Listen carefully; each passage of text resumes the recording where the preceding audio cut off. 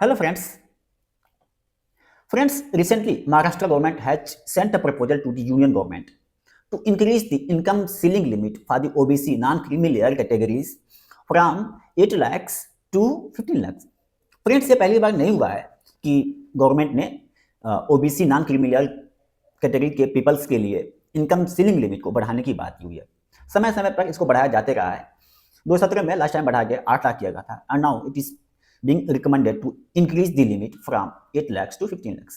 Friends, let me tell you here itself that OBC category के people जो है उनको दो पार्ट में डिवाइड किया गया, एक creamy layer and non creamy layer. Creamy layer में वो लोग आते हैं जिनकी इनकम सीलिंग एक सर्टेन लिमिट से ज़्यादा है एनुअल, और नॉन क्रीमी लेयर में वो आते हैं जिनकी income ceiling limit at certain level से कम है। इसके लिए ढेर सारे क्राइटेरिया है, उस क्राइटेरिया पर बात नहीं करेंगे। हम इनकम सीलिंग की बात करेंगे कि अगर एक साल में सालाना इनकम, एनुअल इनकम अगर 8 लाख से कम है तो नॉन क्रीमी लेयर में आएंगे अब तक का। लेकिन अभी जो रिकमेंडेशन चल रहा है वो बढ़ा के 15 लाख की करने की बात की जा रही है।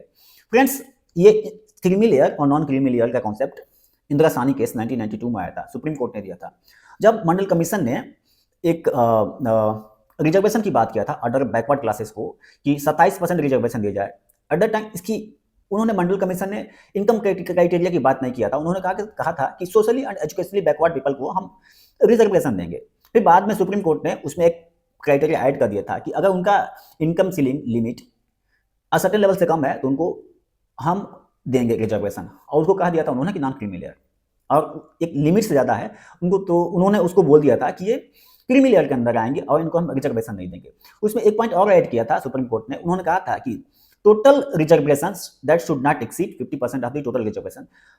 बट जब ये ईडब्ल्यूएस कोटा वाला बात आया था, उन्होंने सुप्रीम कोर्ट ने इस बात को खारिज कर दिया था कि नहीं, 50% से एक्सीड कर सकता है ये जो टोटल रिजर्वेशन है। फ्रेंड्स, चलो इस बात पर चर्चा करते हैं कि क्या ये 15 लाख बढ़ाना सही है या गलत है। तो उसके लिए हम एक दो रिपोर्ट का सहारा लेंगे। जस्टिस रोहिणी के लीडरशिप में एक कमीशन अपॉइंट किया गया था इन 2017 में।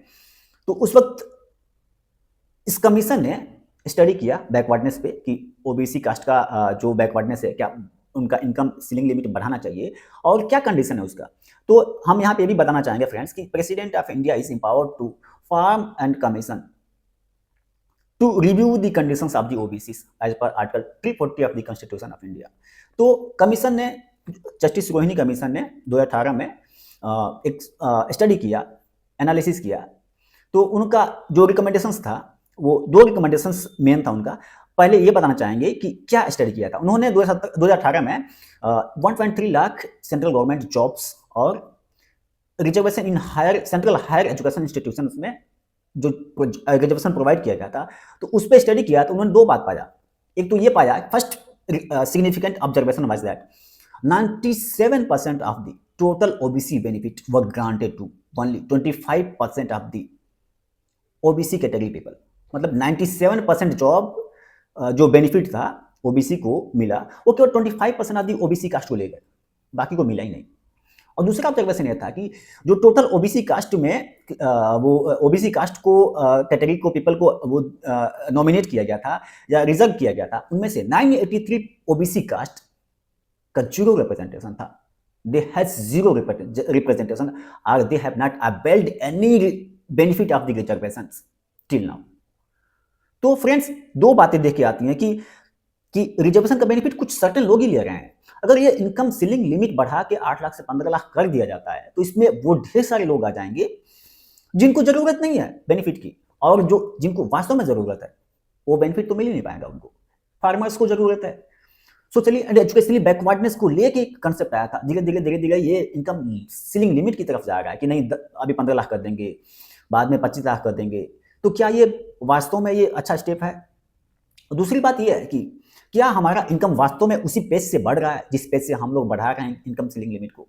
ये जरूरत है देखने की। दूसरा रिपोर्ट हम ये देखेंगे फ्रेंड्स कि एक इनक्वालिटी रिपोर्ट पब्लिश किया था, वर्ल्ड इनकम इनक्वालिटी रिपोर्ट 2022 में ये पब्लिश किया गया था। तो ये रिपोर्ट क्या कहता है कि top 10% people of India hold 57% of the total property wealth.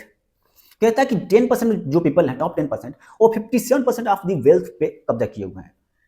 और दूसरा कहता है टॉप 1% के पास में 22% ऑफ द टोटल वेल्थ है। तो किस कदर इनइक्वालिटी है।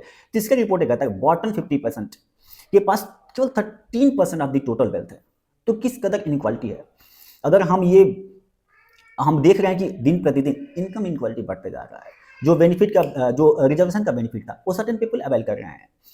ढेर सारे लोग हैं। क्या हम ये कह सकते हैं कि जो गुजरात में बंदा बैठा है, जो दिल्ली में बंदा बैठा है, उनका हालात ओबीसी या SC ST का सेम है जो नॉर्थ ईस्ट में बैठा है, जो बिहार में है? सेम नहीं है। उनको बेनिफिट मिल ही नहीं रहा है। बेनिफिट केवल सर्टेन पीपल अवेल कर रहे हैं। जैसे कि बताया रोहिणी कमीशन ने फाइंड आउट किया था कि 983 ओबीसी कास्ट को तो बेनिफिट मिला ही नहीं। तो बेनिफिट ले कौन जा रहा है? बेनिफिट वो ले जा रहे हैं जो जिनको बार बार बेनिफिट मिल रहा है, जो एक सर्टेन लिमिट को पार कर चुके हैं, उनको भी बेनिफिट मिल रहा है। तो फ्रेंड्स, अगर हम इसकी बात करते हैं कि अगर रोहिणी कमीशन रिपोर्ट की बात करें, को कंसीडर करें और वर्ल्ड इनकम इनक्वालिटी रिपोर्ट की बात करें, तो इनको देख के लगता है कि यार बेनिफिट कुछ सर्टेन लोगों को मिल रहा है, सबको नहीं मिल रहा है। तो ये जो पॉलिसी है रिविजिट करने की जरूरत है। गवर्नमेंट ने एक्चुअली एक कॉन्सेप्ट लाया था 2017 में कि हम 2022 तक फार्मर्स इनकम को डबल कर देंगे। क्या वास्तव में डबल हुआ? आगे क्यों? तब ये जब इनकम सीलिंग लिमिट को बढ़ाने की, डबल करने की, नियर अबाउट डबल हो रहा है, 8 से 15 लाख हो रहा है। जब फार्मर्स इनकम डबल नहीं हुआ है तो आप क्यों इसको डबल करना चाहते हो?